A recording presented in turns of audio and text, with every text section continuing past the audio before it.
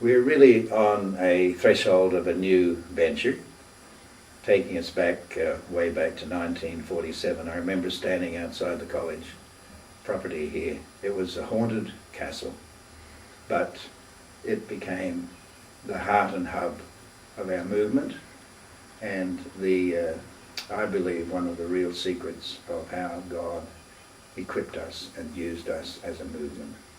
And yes, we've come to love this place where we're located now, 13 to 21 South Street. But God has opened up another opportunity, a brand new opportunity to start from scratch. I'm glad I'm not in that generation. It's yours, folks. You're welcome to it. But this is a great venture, and in God's providence, steering us through our doubts and mistakes and problems, there is an opportunity for a great new beginning for the church, I believe, and our prayer is that this will be glorifying to God and an effective move for the future.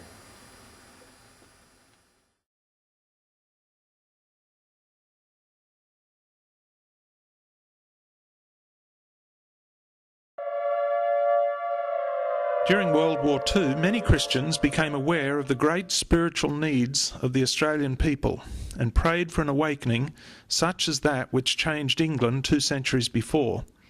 Reverend Kingsley M. Ridgway, an Australian who'd served as a missionary to Egypt with a Canadian Holiness Church prior to the Second World War and as an RAAF chaplain during the war, learned of the Wesleyan Methodist Church of America's commitment to early Methodist priorities and wrote to them for information.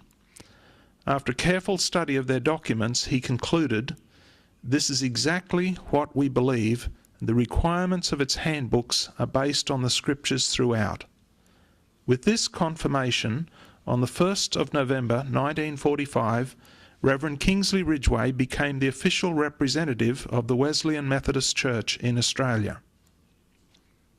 Kingsley's passion for evangelism and holiness quickly drew other notable leaders together. On the 29th of April 1946, a prayer and information meeting for the Wesleyan Methodist Church of Australia took place in Monbulk, Victoria. At this meeting, Kingsley received founding members and a new church was born. At this first minuted meeting, it was noted that after much prayer, we became convinced that God called for the rebirth of holiness teaching as enunciated by John Wesley. A number of names still present in the church today first appeared in the records of those first 2 years. Mr. John Thomas Carnell, later to be ordained, and members of his family were present in July 1946 at the Elizabeth Street meetings. J.T. was the father of Aubrey and Gwen, both of whom played major roles in the developing church. Reverend Dr. Aubrey Carnell was to become the longest-serving Australian leader of the Wesleyan Methodist Church in Australia and the father of Graham and Dennis Carnell. The young Jim Ridgway, son of Kingsley Ridgway and later to be National Superintendent during our period of strongest growth, took membership in August 1946 at the Elizabeth Street meetings. 2 of Dr. James Ridgway's children still serve the Wesleyan Methodist Church today, Reverend Kent Ridgway and Mrs. Karen Hodgkin, and one of his grandsons serves, Pastor Dean Ridgway. Mr. Lindsay Enderby, uncle of the long-serving North Queensland pastor of the same name, took membership at the Noon Street Mission on June 1946. An organising session for the new conference was held at the Elizabeth Street headquarters on the 7th of April 1947, at which time Reverend Kingsley Ridgway was elected conference president and commissioned to represent the new mission at the United States General Conference. In November 1947, 2 years after Kingsley's first commissioning, the first annual conference was held at the Labour Hall, Severn Street in Yarraville. This historic conference was chaired by Reverend J.R. Swager, American General Secretary of Home Missions. The conference received reports and elected church officers. A board of trustees was elected, and the purchase of Hunting Tower on South Street, Glenroy, was approved. The Glenroy property was destined to become the heart of the Australian Church, serving as the campus for the Bible College for 60 years and the site of the national headquarters and annual conferences for more than 3 decades. The early work began with tent meetings at Essendon and Ascot Vale in 1945 and 1946. The initial work progressed to the establishment of 4 churches: Moonee Ponds, which relocated to Carlton and then to West Coburg; Yarraville, which relocated to East Sunshine; Bendigo, and Kahuna. Sadly, the church at Bendigo was closed in 1949 after just 3 years. This was something of an irony, given that Bendigo was the first location where a church building was purchased. However, the Coburg, Sunshine and Kahuna congregations continued and were joined by congregations at Balwyn, Hyatt and at the Bible College.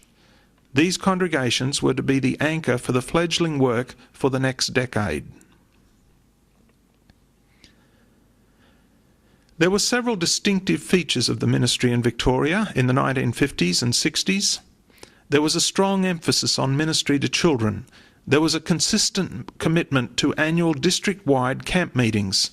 There was a growing emphasis on mission work.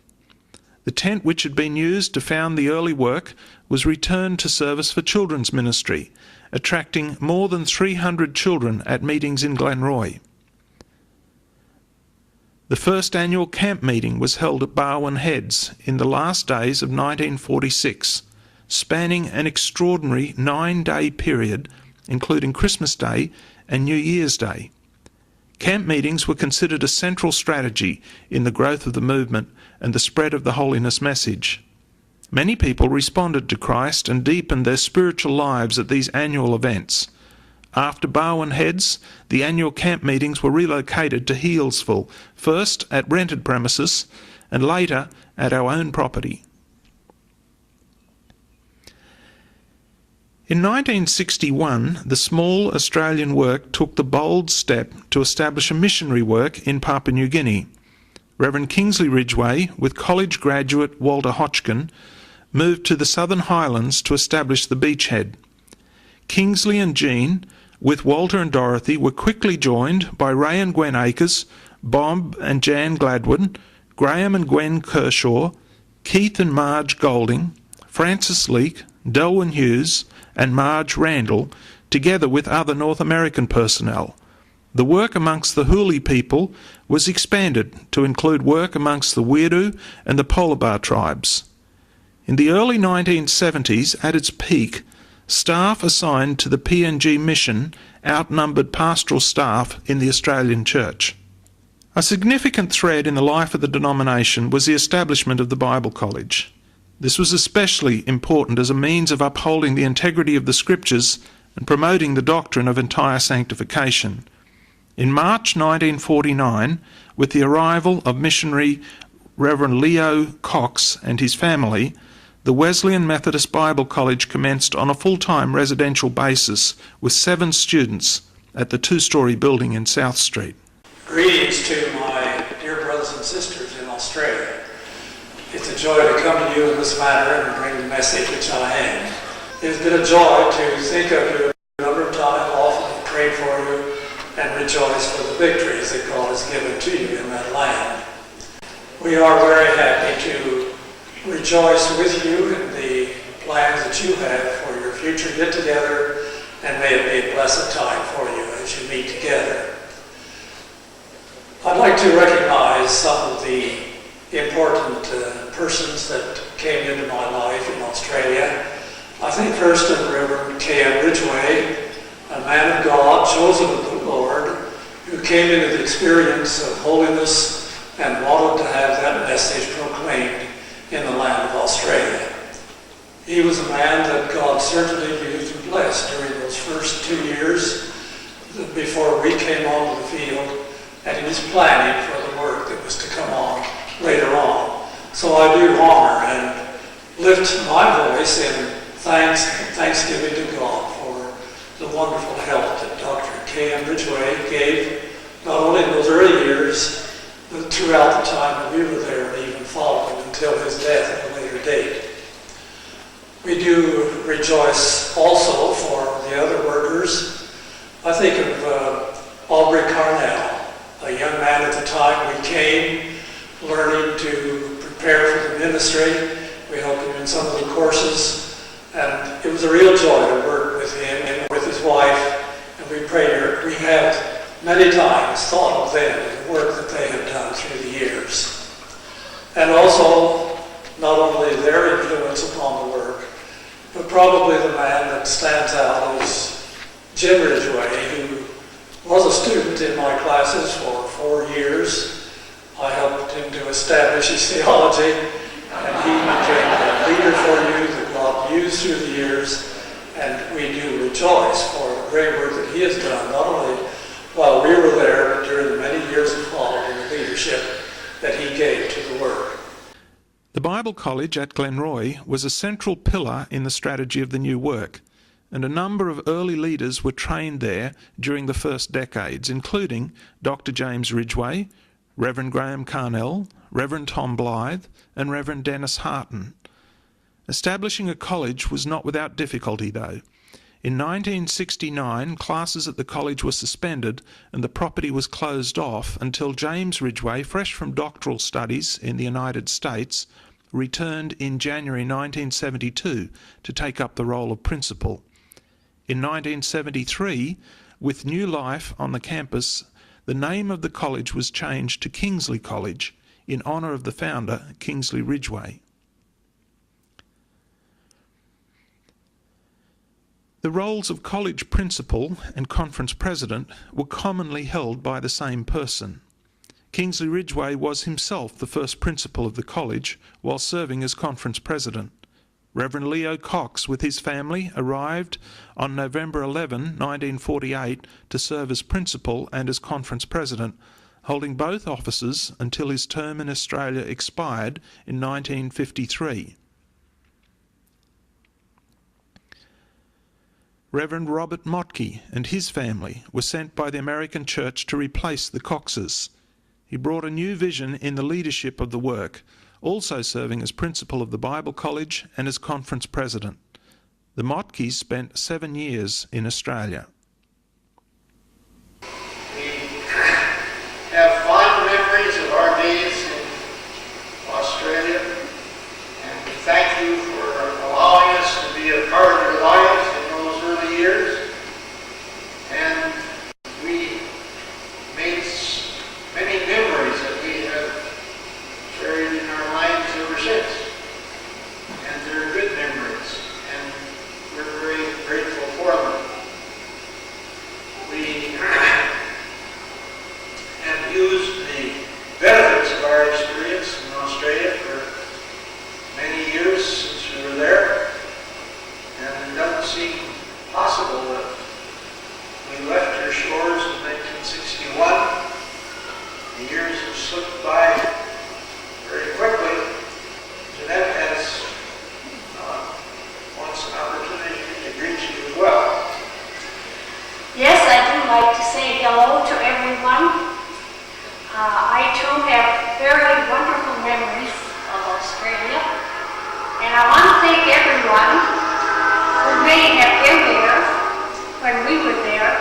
Thank you for your patience for putting up with sort of a young, ignorant gal from the States, and you loved me, and I appreciate it so much. Following the return of the Motkes to USA, leadership in Australia was directed through Australian personnel. Indeed, the movement was blessed with a number of gifted and faithful leaders during these foundational years.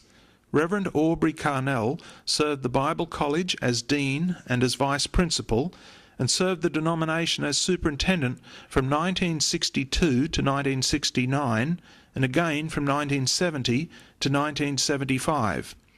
Reverend Bryce Harton, a highly esteemed itinerant evangelist, served as superintendent in 1969 through to 1970, while Reverend Carnell filled in as acting college principal. The denomination, which started as a handful of churches in Victoria in 1946, grew to number 12 churches scattered across Victoria and reaching into Launceston in Tasmania, Elizabeth in Adelaide, and Busby in Sydney. The early 1970s, however, brought a very difficult time with numerous setbacks. These setbacks included the loss of the South Australian and Tasmanian churches. In 1974, the gains had been reversed to the extent that the conference reported only 6 churches remaining. However, God was preparing this Holiness Church for a new era of growth. You know, I thank the Lord for the tremendous privilege that I've had over these years to belong to the Wesleyan Methodist Church, where they've allowed me to preach to the congregation that Jesus Christ saves and sanctifies, that He provides cleansing from sin, purity of hearts and mind. And Paul is saying here, finally, brethren, be perfect. And I think he had the heart of a pastor when he saw that Christian congregation. He saw some of their inconsistencies. He saw some of their failures. And he said, oh, I just long for you to be of one mind, to be perfect. To live in peace. And my exhortation to you this morning, friends,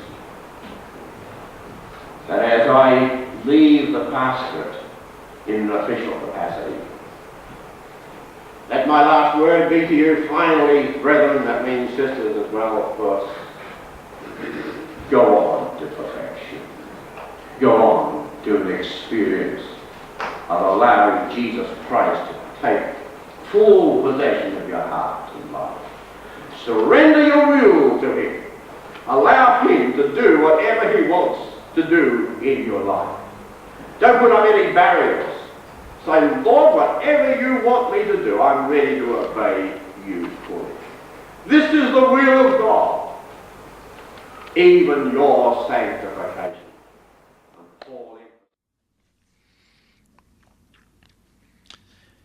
In the late 1970s and 1980s, a wave of new leadership entered the Wesleyan Methodist Church. This came about as evangelicals exited the former Methodist Church as it merged into the Uniting Church. These new leaders brought fresh energy and zeal for the Scriptures and the message of holiness. The denomination entered into a season of extraordinary growth, from 6 churches to 82 churches over the next 23 years. Churches were planted in Queensland, New South Wales, Victoria and South Australia, with false starts in Tasmania, Western Australia and the Australian Capital Territory. The pioneering of the church in Queensland and its subsequent growth is worthy of special mention. Reverend Don Hargrave, a young Methodist minister deeply committed to a revival of true Methodist witness, joined the Wesleyan Methodist Church and was involved in the planting of over 30 churches. During much of this time, Reverend Hargrave served under the national leadership of Dr. James Ridgway. They proved to be an effective team. And the passion for church planting was contagious, with a number of other pastors from across the districts involved in multiple church plants. These included John Falatau, Dallas Clarnett, David Brownless, Tom Blythe, Harry Hurlar, Bill Foster, Sifa Lokatui, Bert Bunny and Phil Hodgkin. My affirmation, which I use in my quiet time, begins, there is a dream in the heart of God for my nation in my lifetime, a mighty spiritual awakening that will touch the world. I still live for that dream. That was the reason why I believe God allowed me the privilege of serving within the Wesleyans and preaching the message of holiness, which I still preach whenever I have the opportunity. I believe that the message of holiness is the hope of our world, and quite specifically the hope of our nation. And I believe that God raised up the Wesleyan Church as a vehicle through whom that message could be faithfully declared and lived. and I'm so glad to have had the privilege of ministry for 26 years and continuing to have opportunities of ministry which I celebrate. I celebrate the way in which God has given you leaders I can believe in and pray with and pray for. I celebrate the way He's provided this new facility and this new chapter, and I pray that God's good hand will not just be upon the movement for such a time as this, but for the days until Jesus comes again. And as we see our nation, this great south land of the Holy Spirit, turned around and again an instrument in His hands to change our world. God bless you. By 1982, the denomination had developed to the point where it became necessary to divide the church into 3 districts under the structure of a multi-district Australian conference. This structure was approved in 1982, made up of the Victorian, Queensland and New South Wales districts. Each district held an annual district conference, and the national conference was held biennially. Dr. James Ridgway was appointed the first national superintendent and continued in this position until December 1984. Dr. Don Hardgrave succeeded Dr. Ridgway as national superintendent, serving until May 1987, at which time he stepped down to concentrate on district leadership and church planting. He was succeeded by Reverend Thomas J. Blythe, having served as a church planter and district superintendent in the New South Wales district. Tom brought a burden for holiness revival, administrative gifts, and passionate preaching to the position. During Reverend Blythe's term of leadership, the denomination matured and developed, adopting its own handbook and opening a 4th district in North Queensland under the leadership of a college graduate, Lindsay Cameron. During Reverend Blythe's term of leadership, a growing number of South Pacific and Asian congregations began to join the Wesleyan Methodist Church. The increase of Tongan congregations in Victoria, New South Wales and South East Queensland was especially influential in the denomination's expansion. By 2010, services were being conducted to cater to Tongan, Fijian, Samoan, Chinese, Korean and Indigenous congregations. I'm pleased to greet the Wesleyan family on this time of celebration and transition. I give praise to God for the vision that formed and founded Kingsley College and for the dedication that nurtured it over all the years that we have known it. I trust that its passion will be rekindled in the new facility. This year marks 50 years since I first joined the Wesleyan Methodist Church, and I thank God that it gave me an avenue to serve my Lord in various ways. My first passion is church planting, and God blessed us in Coffs Harbour and then in Sydney, in the Hills District, in Bankstown and in Pittwater. I never really sought leadership, but it seemed to come my way. And it was a particular privilege to serve the National Church for 10 years, and this was a time of great blessing and challenge. This culminated in the celebration of our denominational Jubilee in 1997. Eleanor joins me now at this time in extending our warmest wishes and to the wider Wesleyan family. Thanks for the memories. In January 1997, Reverend Blythe was succeeded by Reverend Stanley Baker. Reverend Baker's stature as a statesman and his strong pastoral gifts brought a time of soothing to the denomination now stretched through growth. A number of significant events occurred during Reverend Baker's decade of leadership. 2 highlights of this era illustrate the maturing of the denomination. The Australian Church took on an increasingly significant role in the South Pacific region and in the international church. Missionary work was undertaken in Bougainville and the Solomon Islands, personnel were sent to Mozambique, and a new Wesleyan Methodist group was fostered in New Zealand.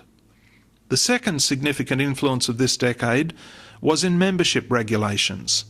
the Australian Church undertook a substantial review of membership structures, making a bold move away from North American regulations to a principle-based discipleship model of membership.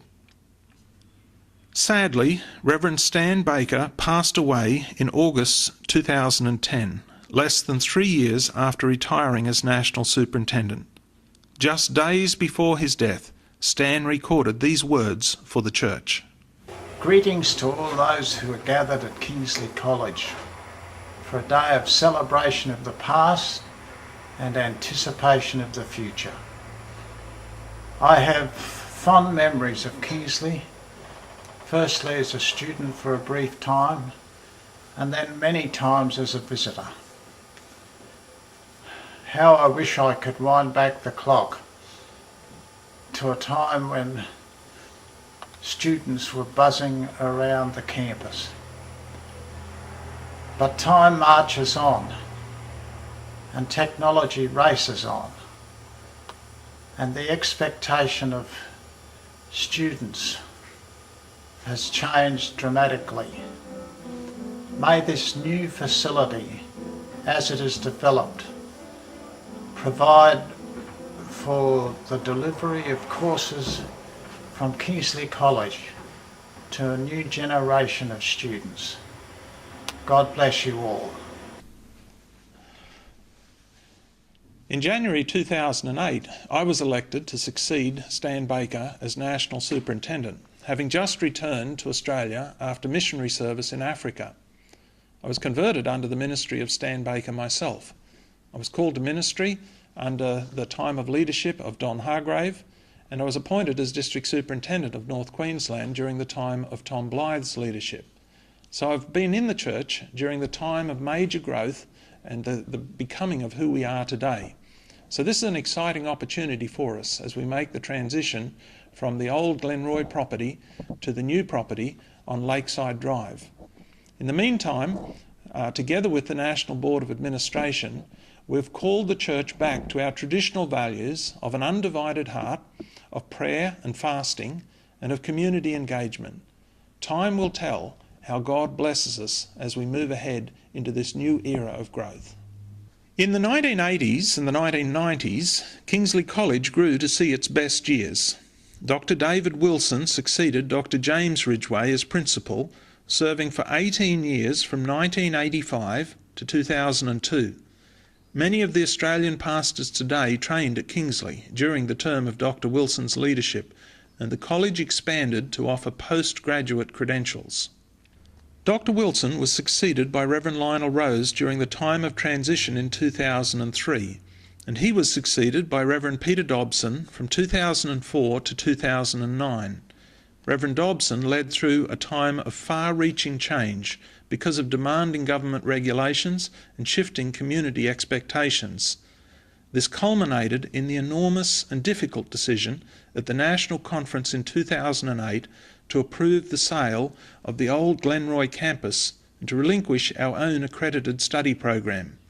God has led us through this transition though, and today we celebrate Kingsley College's renewed role in ministerial training through the emergence of the vocational education stream.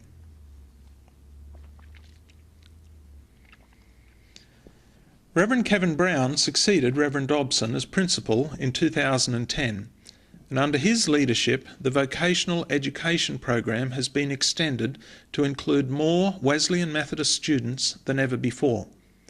The purchase and establishment of a new Melbourne campus on the picturesque Lakeside Drive promises to serve Kingsley College and the National Church as a base for a new era of expansion. Meanwhile, the National Board is pursuing the placement of campuses in other critical population centres in Australia as well. At the commencement of 2011, the Wesleyan Methodist Church of Australia has churches in 7 states and territories, with missionary presence in 3 countries. We are multicultural, focused upon our message, and committed to growth.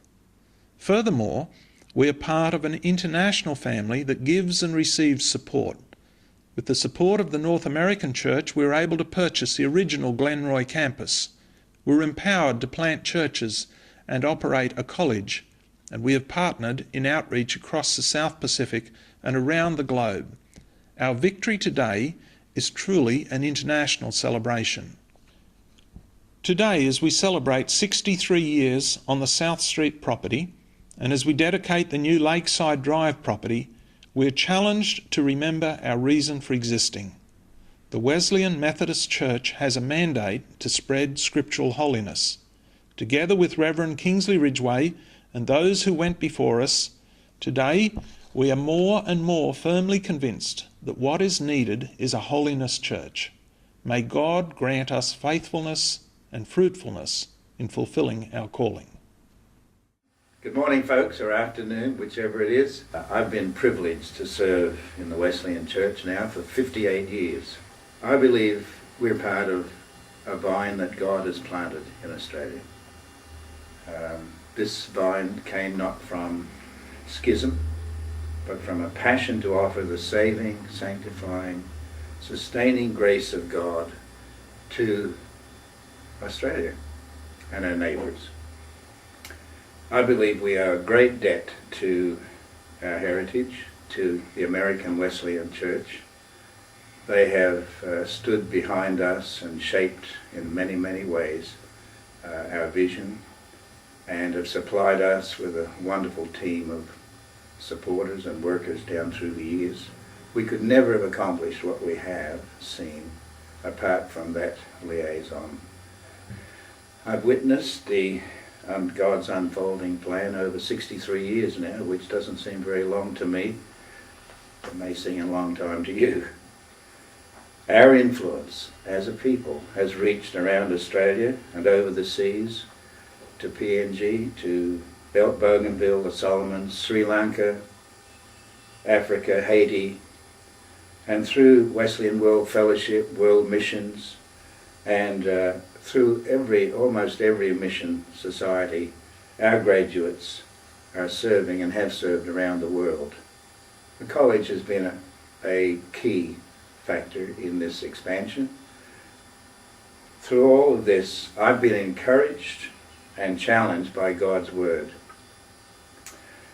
I've been encouraged by our heritage. I've been encouraged by our commitments as a movement, and I've been encouraged by the models of godliness that I have personally experienced at home here and around the churches in the US and Canada particularly. Folks, we are privileged to be part of this this family. This is a family. It's part of God's great family. God is no man's debtor. That's the message we need to keep in mind. I'd like to commend Romans 12 to you who meet today. If we live by the light of Romans 12, I believe we will be the living epistles known and read of all men, which we need to be in our generation. So read Romans 12. Take time to read it during this assembly and be saturated in it. I really believe that will be a great encouragement.